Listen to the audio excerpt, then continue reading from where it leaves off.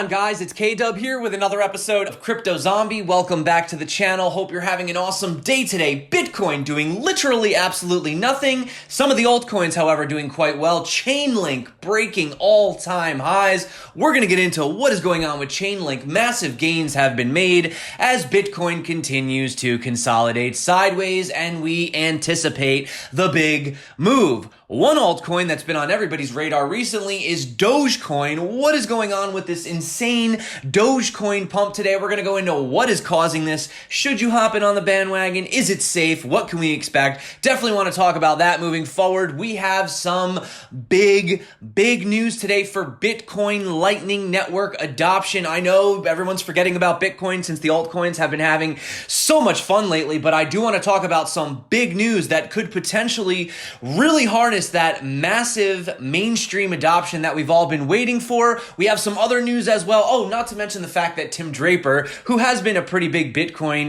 proponent, has actually come out and said he has dabbled into some of the altcoins. So we're going to talk about that. Also, the fact that Ethereum fees are absolutely skyrocketing. In fact, the fees paid on Ethereum is even higher than the average on Bitcoin lately. So we're going to get into what all that is about. If that sounds good to you, you know what to do. If you're not subscribed, consider it. We do give away a Ledger Nano S every single Monday. Drop a comment. Without further ado, let's dive in. Having a look right here, guys, on the bright side, we do have boring old Bitcoin above the basis on the Bollinger Bands. We are looking for a massive move very soon. A lot of people saying that we could have a potential dump. Now, we did have one of the richest Bitcoin whales in existence just moved about $95 million worth of Bitcoin, 10,250. So what is going on with this? Well, basically, according to BitInfo charts, the wallet had 16,662 Bitcoin before the latest transaction, which was making it basically the 43rd largest Bitcoin wallet.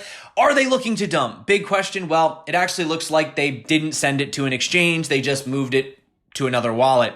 Could be OTC, could not. So no need to panic right away. However, realistically speaking, guys, we are in this descending channel. You can see we have hit the top, once, twice, 3 times. We hit it 4 times just the other day. So we could potentially look for a move back down to the bottom of this channel if we can't break out. That could potentially bring Bitcoin down to the low $8,200. Now, if we actually have a look at where this channel is actually located in a triangle. And if we look at the support right here, that was where we had the bottom of this touch before the major blast off. So really, you don't want Bitcoin to lose this support right here. You can see even back here, that was where we had the struggle to break out with the resistance. So keeping our eyes on that. That is around the $8,000 sort of $500, $8,600 level. If we do fall below that, we risk falling back into this blue box territory, which unfortunately could bring Bitcoin back to $7,200. And we could be looking for a lot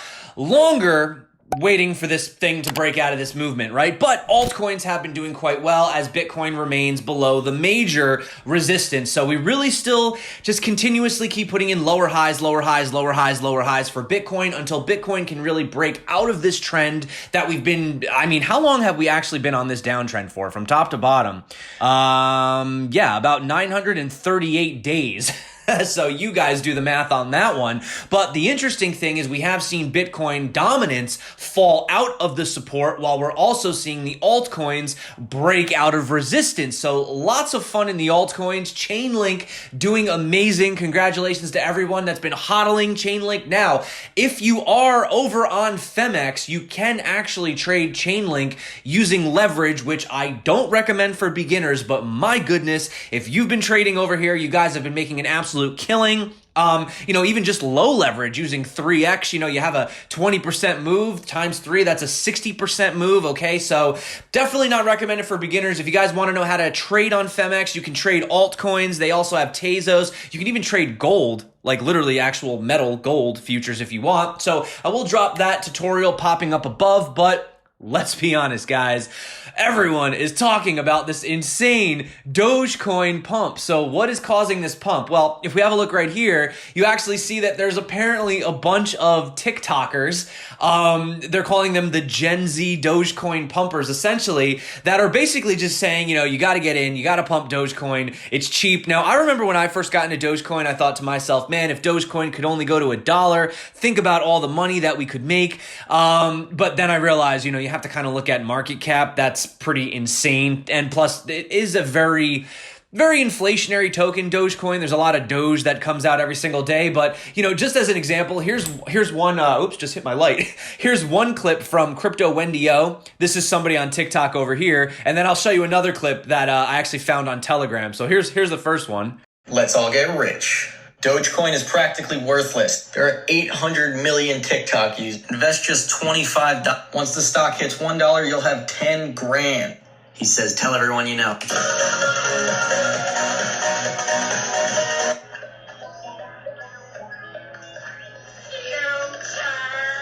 Okay, so that's basically what everyone's saying. So what they're telling you to do is they're telling everyone to invest $25 into Dogecoin. At this current market cap, if Dogecoin goes to $1, you can turn $25 into $10,000. But I'm not even going to do the math right now. But if you look at the market cap of Doge and realize how much money would have to come into Dogecoin to get Dogecoin to actually go to $1, yeah, it's probably most likely a pipe dream. But, oh, here's one other clip as well if you want to actually see someone else explain it.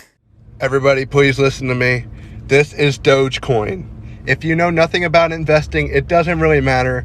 Go put $25 into this, and that will be 10,000 shares, okay? And if this reaches $1, you will have made 10 grand. Please just try it out. Go pump it. So $25 in Dogecoin today, $10,000 in Dogecoin tomorrow. I'm not making any promises on it. But moving on, guys, I do want to talk about the fact that Tim Draper has actually recently come out, and we know he's been pretty big into Bitcoin, right? And there has been a lot of movements in the altcoins lately. Well, he's actually come out and said, you know what?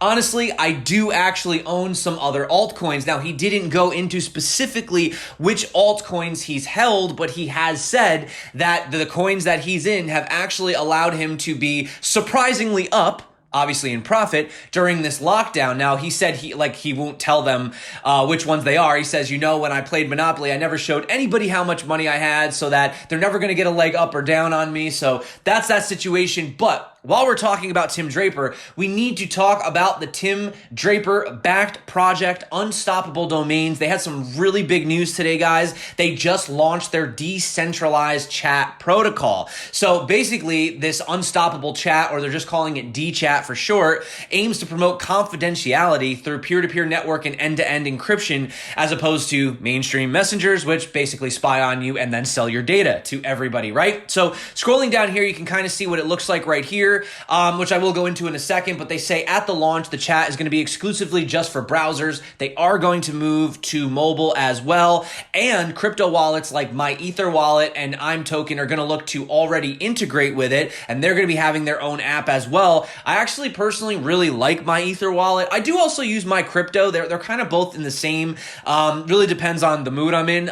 Lately, I've been using My Crypto, but anyway, the point is you can see that it's designed to allow users to securely store their messages and data even if a company bans a user from an app, etc. Now, you guys can come over here, and if you don't know what Unstoppable Domains is, by the way, basically they start out as crypto domains, right? You can host websites, but what's cool is you can also create your own name, basically. So you could do, if your name is like Steven, you could do steven.crypto, and that'll be a one-stop shop for all your addresses, right? You can just basically tell someone, hey, send me Bitcoin. You don't have to worry about a giant string of numbers and letters. Just send it to steven.crypto, for example, and you can set up, you know, with your Zilliqa, your Bitcoin, Ethereum, etc., right? Now, if you guys are interested, you can actually come over here and check out this video. This dude over here, Alex, he actually recently just tokenized himself. He has his own Alex tokens, tokens. So he's selling himself on the blockchain over here. And basically you could see he talks about, here's the chat right here. He's actually talking with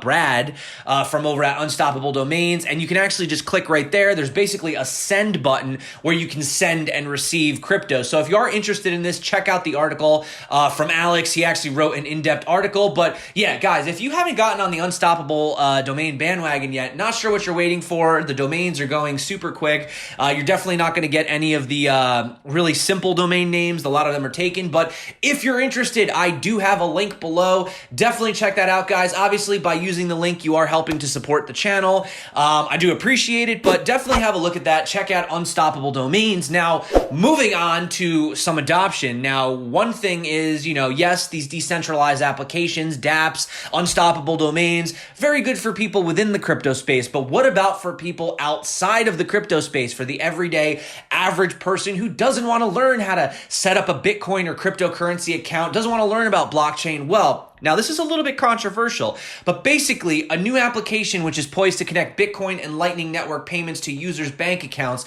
has now been piloted. Now, this is called Strike, which is the new app behind Zap Lightning Wallet's developer Jack Mallers, and it has entered its beta phase. Now, this is pretty big news. I know some people out there are going to scream, this is not decentralized, this is not what we want. We don't want to connect it to the bank accounts. We don't want to have centralization. But at the same time, guys, if you want to take that next step to get people into the decentralized world, you're going to have to kind of do things that people are more comfortable with, which is, for example, using their bank accounts, right? So this app allows users to transact, send and receive Bitcoin directly to and from bank accounts with or without necessarily having to set up your Bitcoin wallet. So according to Jack Mallers, he says you don't need a wallet, a node, a seed, channels, liquidity, fancy swaps, white papers, and so on to interact with the new global economy. So essentially, Strike is the direct result of years of Bitcoin and Lightning development, countless hours of user research, intense product integration, and months of beta testing. They say this, coupled with the new official partnership that Strike has with Visa, making the Stripe debit cards, could potentially be something to keep your eyes on. So some people are not for this. Other people are definitely for this. For me personally, I think it's just going to help to harness in more of that Bitcoin adoption, and imagine people being able to use the Lightning Network, just by doing transactions like they're already used to every single day. I think this is huge. I think it's massive. I think it's only a good thing for Bitcoin and cryptocurrencies moving forward. But if you disagree with me, drop a comment below. Maybe you have a different view on this, but I was pretty excited about that news today. Now, let's talk about Ethereum. Lots of Ethereum news with the DeFi space lately, absolutely booming. A lot of the altcoins that have been really taking off. Most of them are, I would say, like 90% of them are DeFi related. But the one thing we need to point out is that the fact that Ethereum has actually been having higher and higher total fees paid on the network for about a month now. It's actually been beating out Bitcoin. So is this a good or bad thing? Well, although let's be honest, it was mostly due to two really abnormal transactions. Some people think it's money laundering. We've done our speculation on that, but the Ethereum fee volume has managed to stay above Bitcoin ever since then. So some analysts are saying that this is actually a good thing. It's an indication that there is more demand for Ethereum, the blockchain, all of the decentralized applications, DeFi, right? Even stable coins. A lot of stable coins are on Ethereum. So this is showing increased volume, increased demand. Should it have an effect on the token? Well, you would think it would, but maybe not as much demand as we had back in the day on the ICOs, but I would assume that over time, as the ecosystem continues to grow, Ethereum will grow as well. However, same problem that we have with Bitcoin, could fees potentially get out of hand on Ethereum? So that is one possibility. Also, super quick, another altcoin that's been doing quite well, Kyber Network. Now, I don't actually consider Kyber Network to be sort of riding on the DeFi bandwagon. Kyber Network has been around for quite some time. They're like an OG in the space. I remember when Kyber Network actually came out specifically. And yeah, so they've been doing quite well. They recently launched their Catalyst upgrade and their Kyber DAO on mainnet. So that could have something to do with why they've been pumping and doing so well. Also, they're just a really good project, my opinion, not financial advice, do what you want. But having a look right here, I do have one more tidbit of news also relating to the Ethereum ecosystem. Wow, lots of Ethereum news today. So basically, we have this game Neon District that's going to be launching on Matic soon. You know Matic, I am a fan of Matic. I like what those guys are doing with scaling. Neon District developer Blockade Games will also move several of its community games onto the network. This is what the game is. So basically, it's set in a dystopian future, and it centers around rebels fighting an authoritarian government. Very Bitcoin libertarian, fight the system already, right? Players level up their characters by completing missions and acquire equipment in the form of non-fungible tokens. The NFTs will be freely tradable on an online market. Now, Neon District was supposed to come out on Loom Network, but Loom Network recently said that they're kind of shifting away from games and they're moving more to enterprise, and really haven't heard much about them since then. In fact, their Telegram shut down. Loom Network, if you're listening, you have the handle at CryptoZombie for Instagram. Be pretty cool if I could have that. Just throwing it out there. I mean, if you guys aren't going to use it, also your game is called CryptoZombie. So if you're interested in letting me get the handle, guys, make us think about it. Let them know that I'm interested. I'd like to have the handle CryptoZombie instead of the CryptoZombie _ I think it is. I don't know. But hey, it's a shot in the dark. Figured it couldn't hurt to ask. Also, like Joseph Tadaro says, the uncomfortable truth. Over the next 2 years, many little-known Ethereum rivals will significantly outperform ETH. Just like some people think that ETH will significantly outperform Bitcoin. He says, my ETH bags do not change this reality. Let's kick this off with a thread, which I'm not going to go into, but yeah, there's a lot of opportunities to make money out there, guys. Be safe. Not financial advice, anything on this channel, but hey, guys, it's just my opinion. I can only tell you what I'm looking at, right? So that is it for me today, having a look at good old Bitcoin doing nothing. So yeah, Bitcoin is literally a stable coin at this point. And that is it for me today. Thank you so much for coming back to the channel. Hope you guys enjoyed the video. Definitely check out Unstoppable Domains, guys. I do have a link below. Like I said, it's only going to catch on. These names are going faster. Yeah, so just check it out, guys. It's a really cool product. And yeah, maybe we'll chat sometime on DChat. So that's it for me today. Thank you so much for coming back to the channel. And yeah, that's it. I've rambled on enough. Enjoy your freaking day. Hopefully we have some movement in this Bitcoin chart.